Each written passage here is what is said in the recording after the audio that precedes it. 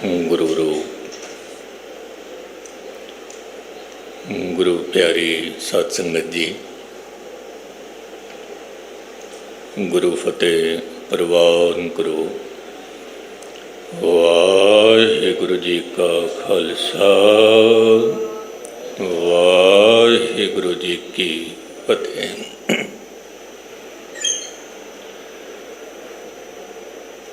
गुरु अमरदास दी अमर कथा, जो अमृतमय बोल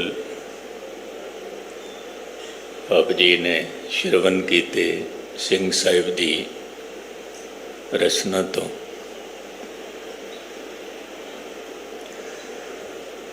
धन गुरु अमरदास साहिब दा जो इलाही फरमान है, अपना एक अनुभव,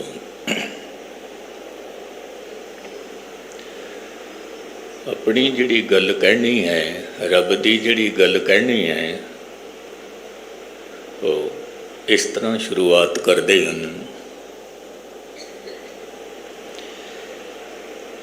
कि जदों इस बच्चे का जन्म होया तो इसनूं मत कित्थों प्राप्त हुई। आप जी की जानकारी वास्ते मैं अर्ज करा कि जिवें असीं चूल्हे ते पांडा चाढ़िया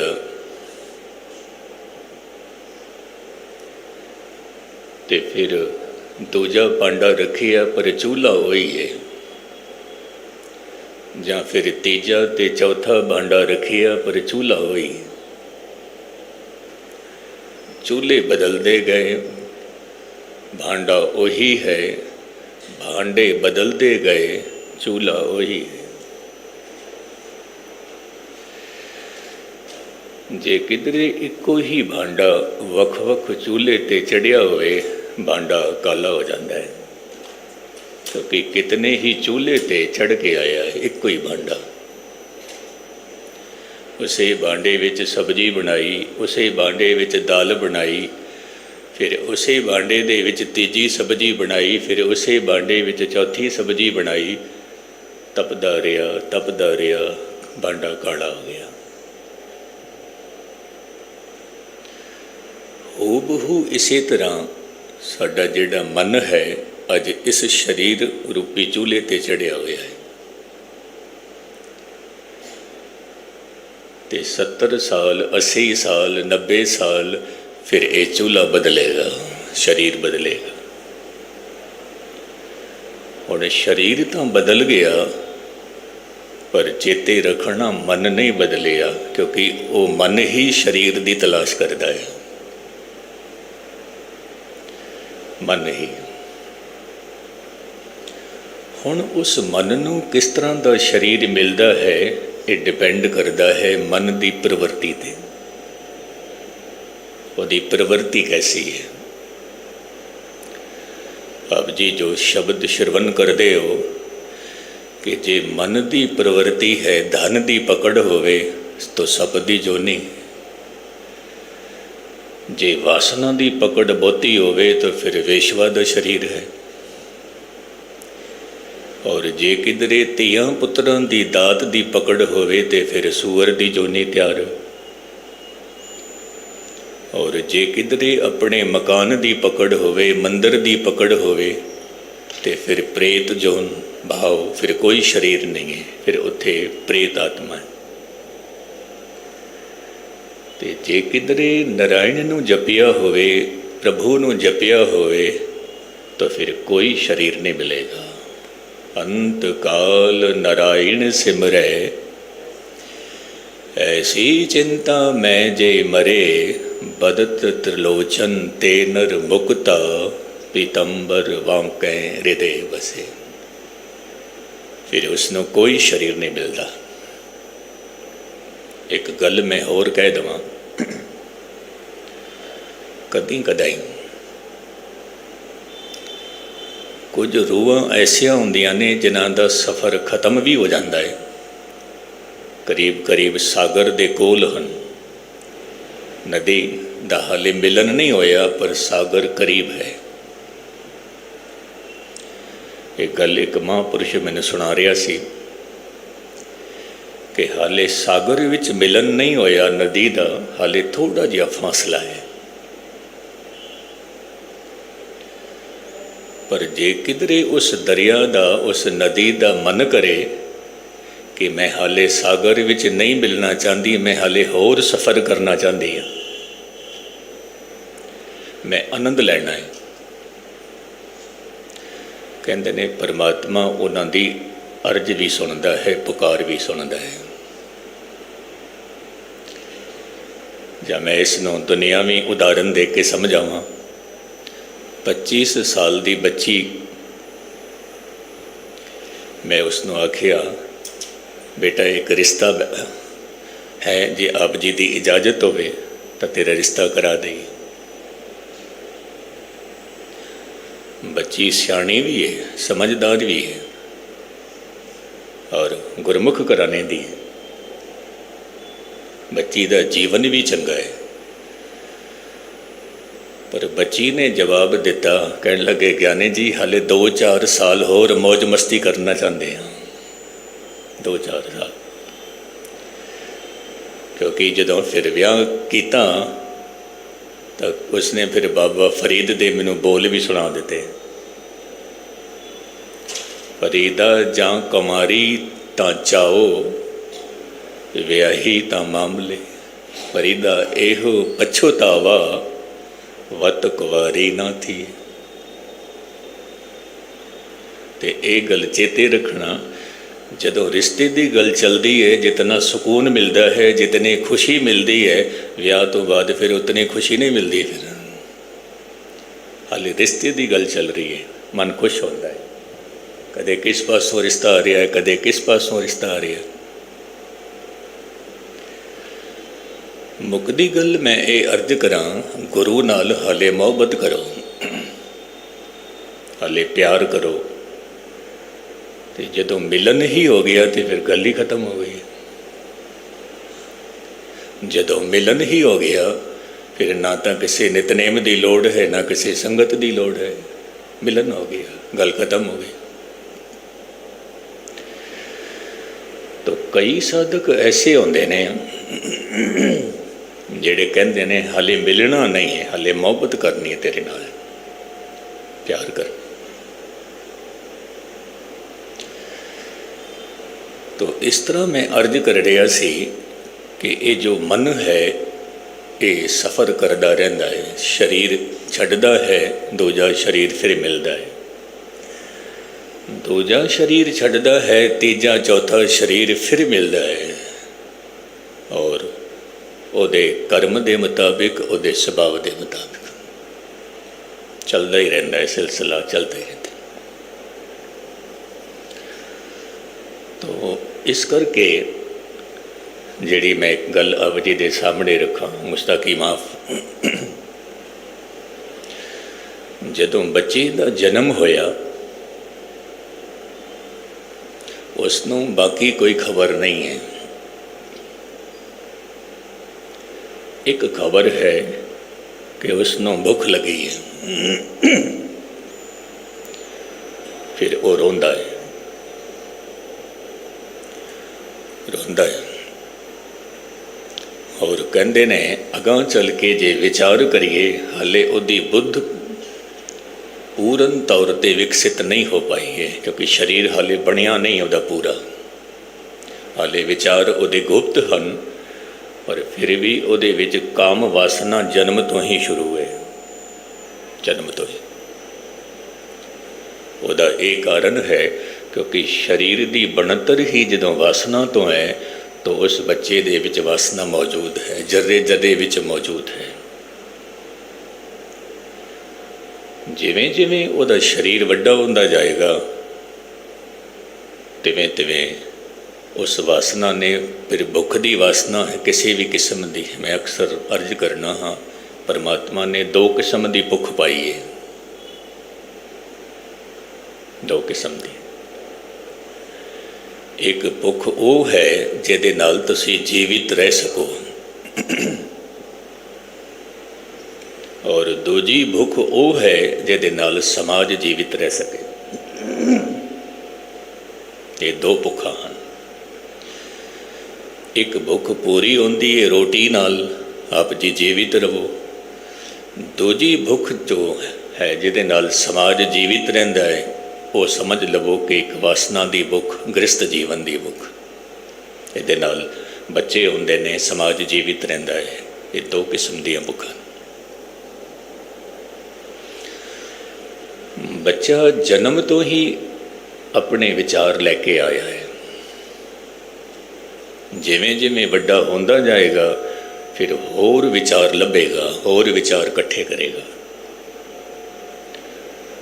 बस विचार इतने इकट्ठे हो गए, इतने इकट्ठे हो गए, इन्हां विचारां वाल ही इशारा करके साहिब बाणी विच की कहंदे ने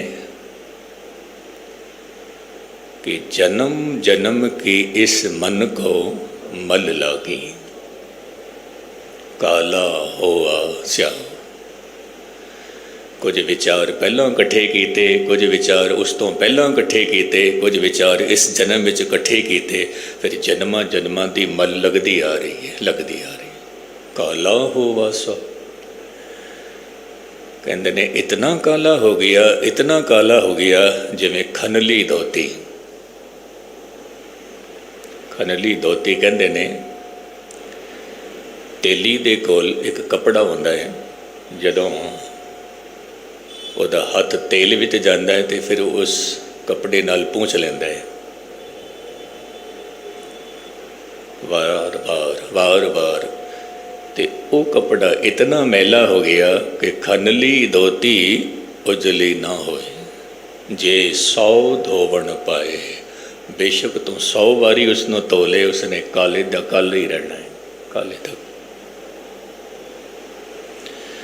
हुण साडा जिहड़ा मन है ये काले दा काला ही है, गुस्ताखी माफ, काले दा काला। इस करके डॉक्टर मोहम्मद इकबाल एक गल कहंदा सी, आप जी लंघ रहे सी सवेरे तो उसने की देखिया कि एक नवी मसीत की उसारी की है जो कल तक नहीं सी, रातों रात बन गई है। रातों रात अक्सर लोग बना छड़ते ने, मंदिर बनाना होवे रातों रात बना देंदे ने, मसीत बनानी होवे रातों रात बना देंदे ने, गुरुद्वारा भी बनाना होवे कई थावां ते मैं देखिया रातों रात बना देंदे ने। और मैं आप जी नूं अर्ज करा, गुस्ताखी माफ, बहुत थोड़े अस्थानां ते मंदिर मस्जिद गुरुद्वारे बने हैं जो जमीन खरीदी गई होवे, नहीं तो बाकी बहुत सारे अस्थान तो काबिज किए हुए ने, कब्जा करके मंदिर बना लिया। पार्क ते कब्जा करके मसीत बना ली, चर्च बना ली। कहते ने ऐसी थां ते तुसी धार्मिक स्थान बना लिया ते बैठ के पूजा पाठ करोगे, गल नहीं बनेगी छेती, क्योंकि बुनियाद ही गलत हो गई। बुनियाद बहुत पुरानी गल है कि हरिनगर BE ब्लॉक गुरुद्वारा बनना सी। बुजुर्ग मैनू दसते सी, रतन सिंह सब्रवाल जो कि हरिनगर BE ब्लॉक तो आते हैं, कथा सुनते हैं, बीबी आती है। जदों उस गुरुद्वारे की हले उसारी चल रही सी, बहुत पुरानी गल है, मैं फिर अर्ज करा, मैनू किसी बुजुर्ग ने गल दसी।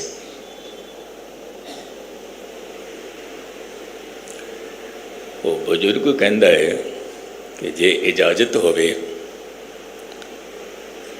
तो मैं इतने कट्टे सीमेंट दे या पूरे का पूरा ट्रक मैं भिजवा देना। तो उसने कहा तुसी एक कम करो, सानू पूरा ट्रक तो नहीं चाहिए पर थोड़ी जी तुसी माया की भी सेवा कर दो, भावें सीमेंट कट कर दो। वो कहता नहीं, कहता मैं एक गल कहना चाहता, मैं सरकारी ऑफिसर हाँ तो मेरे को डिपार्टमेंट ऐसा है कि मैं उहदे विचों बहुत कुछ कढ़ के मैं गुरुद्वारे विच दे सकदा। 500 कट्टे, 1000 कट्टे, 2000 कट्टे सरकारी गोदाम चो। तो वो गुरु का प्यारा कहता मैं इनकार कर देता, नहीं ऐसा नहीं, बनाना असी गुरुद्वारा है तो सरकारी गोदाम तो चोरी करके असी जे सीमेंट लगाइए गल नहीं बनेगी। कहते ने मैं मना कर देता, ये हकीकत है। क्योंकि गुरु नानक साहिब ने सानू की सिखाया कि धर्म की किरत कर, वंड के छक, नाम जप। कदे सानू ये नहीं किया इन्हां तिन्नां दी बनतर देखना, पहला किया धर्म की किरत कर, फिर किया वंड के छक, फिर किया नाम जप। पहला ये नहीं किया कि पहला तू नाम जप, नहीं, पहला धर्म की किरत कर। तू गृहस्थी है, तेनों रोटी भी चाहिए है, तेरा परिवार भी है, तू धर्म की किरत कर, उहदे विचों वंड के छक, फिर नाम जप। जे कुछ लेना है तो, नहीं तो फिर गल नहीं बनेगी। गल आप जी नूं ठीक लगे पकड़ लेना, ठीक ना लगे छड्ड देना।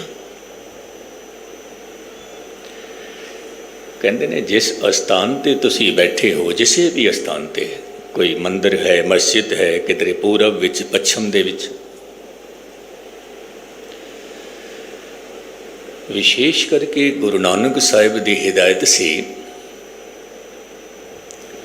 कि अस्थान बनाना होवे तां इकल्ले मनुख की माया ना होवे, इकल्ले दी। गुरु अमरदास साहिब नूं अकबर बादशाह ने कहा सी जे इजाजत होवे तां इस सारी जमीन मैं खरीद के देवां आप जी नूं, हरमंदर साहिब दी।